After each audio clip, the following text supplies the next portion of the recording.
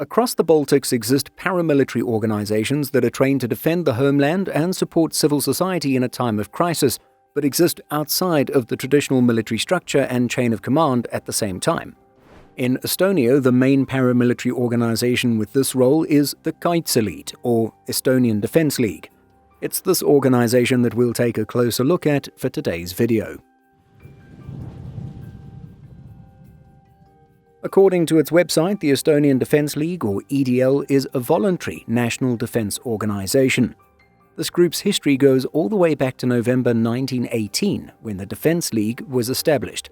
Apparently, there were 2 points in history where the Estonian Defence League's existence was threatened. The first was in 1924 during the Bolshevik Rebellion, and in 1940 when the Soviets occupied the country.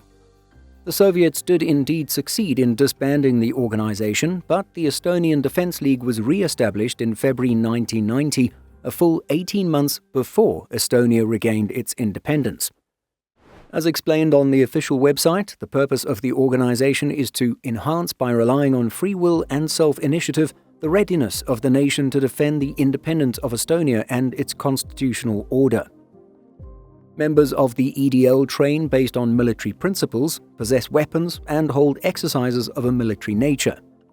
The Defence League contributes to the security and safety of Estonia at the tactical, operational, and strategic levels, and is used to achieve the peacetime and wartime goals of the country in cooperation with national and international partners. Training ranges from first aid to military tactics to leadership and professional development, and activities have included assistance in putting out wildfires, volunteering as assistant police members, and ensuring safety and control at various events. Units have also been known to participate in international peace support operations, such as in the Balkan states. Training is said to vary a lot from unit to unit, and there are some minimum requirements for EDL members, such as a set number of hours volunteered per year. The one EDL member we spoke to tells us that his unit usually has 1 or 2 training sessions per month. Some may be theoretical, and some may take members out into the field and include sleeping in the snow. For a few years now, a French light infantry company has trained members of the Estonian Defence League. One of the more recent activities had to do with effective trench clearing. Members can also conduct their own unofficial training. For example, that same EDL member we spoke with says that his unit regularly hosts drone flying evenings with his drone team. Fully embodying the meaning of voluntary, Defence League members in general are not paid for the time they spend training. However, there are some full-time EDL members who carry out administration and leadership responsibilities, and these individuals are indeed paid. And so, what about weapons? Well, at least according to Wikimedia, the basic infantry weapon of the Defence League is the 5.56mm LMT R20 Rahe, although some still use the old Galil. The majority of the EDL's members are said to be equipped with the 7.62mm G3 rifle and its variants. Things are changing slowly, and more members are switching from G3-based rifles to the R20. Suppressive fire is provided by the Negev KSP-58, MG3 machine guns, and M2 Browning heavy machine guns have also been mentioned.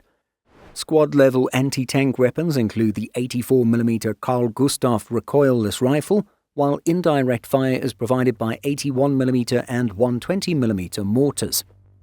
When members of the EDF receive the new Sukhoi TRG M10 sniper rifle, some EDL members receive them as well. Here's an EDL member showing off the relatively new weapon.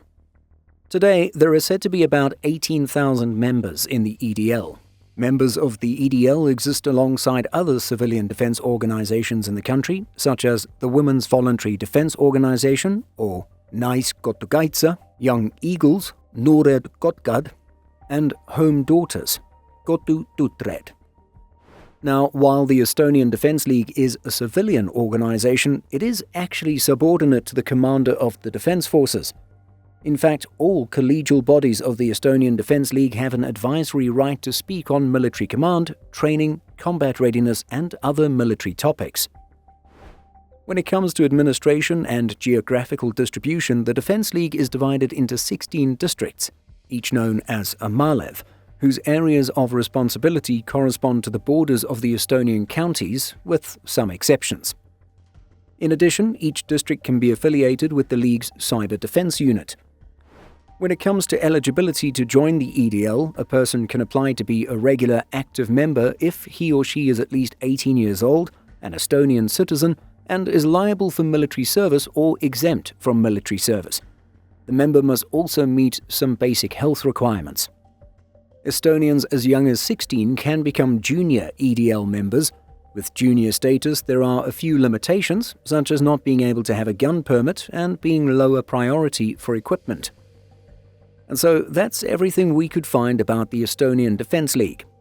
To us, it sounds like something equivalent to Lithuania's Riflemen's Union, an organization that we'll be sure to cover in a future video.